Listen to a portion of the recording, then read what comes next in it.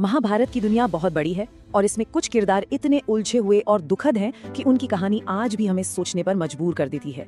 और ऐसे ही एक किरदार है द्रोणाचार्य, एक महान गुरु, एक बेजोड़ योद्धा, पर साथ ही एक ऐसा इंसान जिनकी पूरी जिंदगी अपमान की आग में जलकर बदले की एक मिसाल बन गई। चलिए आज उनके इसी सफर को थोड़ा और करीब से समझते हैं। कहानी की शुरुआत होती है इन कठोर शब्दों से। सोचिए, ये शब्द एक राजा ने अपने बचपन के दोस्त से कहे थे। ये सिर्फ मना करना नहीं था, ये एक ऐसा जख्म था जिसने द्रोण की जिंदगी का रास्ता हमेशा हमेशा के लिए बदल दिया।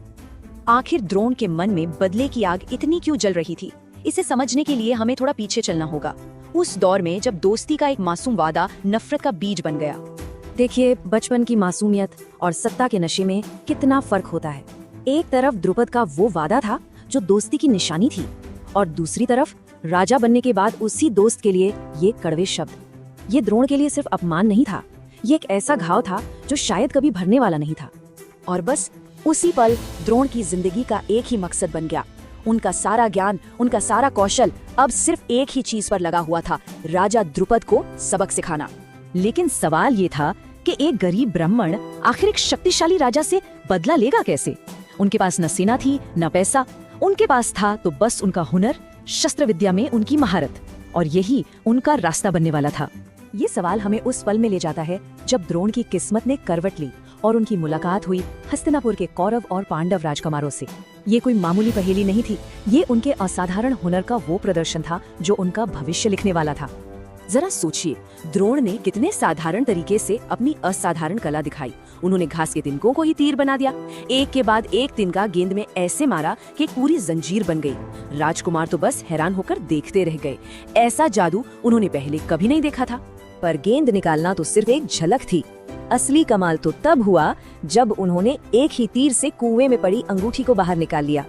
बस ये एक कारनामा भीष्म को ये यकीन दिलाने के लिए काफी था कि हस्तिनापुर के राजकुमारों के लिए उन्हें सबसे अच्छा गुरु मिल गया है। तो अब द्रोण हस्तिनापुर के शाही गुरु थे। उनके पास वो शक्ति थी, वो साधन थे जिसका वो इतने सालों से इंतजार कर रहे थे। अब उनके बदले का मंच पूरी तरह से तैयार था।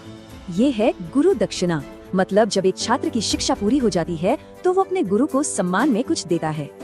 लेकिन द्रोण ने इस पवित्र परंपरा को अपने व्यक्तिगत बदले का हथियार बना लिया। उन्होंने अपने ही शिष्यों को अपने सबसे बड़े दुश्मन के खिलाफ भेज दिया। जब द्रुपद को बंदी बनाकर उनके सामने लाया गया तो द्रोण के ये शब्द उनकी जीत का ऐलान थे। पर इसमें एक बहुत कड़वी सच्चाई छिपी है। उन्होंने द्रुपद का राज्य छीना सिर्फ उसे आधा वापस देने के लिए, ताकि वो उस बराबरी पर आ सकें जिसके लिए कभी उन्हें ठुकरा दिया गया था। बदला पूरा हो चुका था। लेकिन कहते हैं ना, बदले का चक्र कभी खत्म नहीं होता।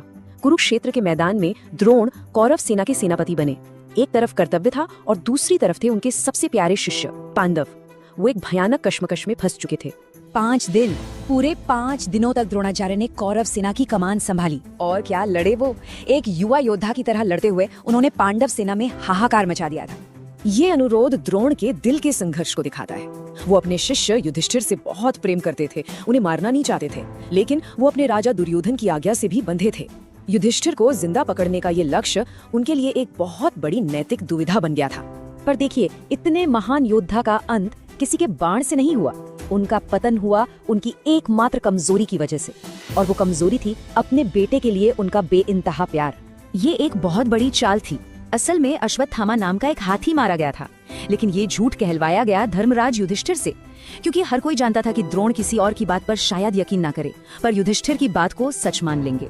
और जैसे ही द्रोण ने ये सुना, बस सब कुछ खत्म हो गया। उनका दिल टूट गया।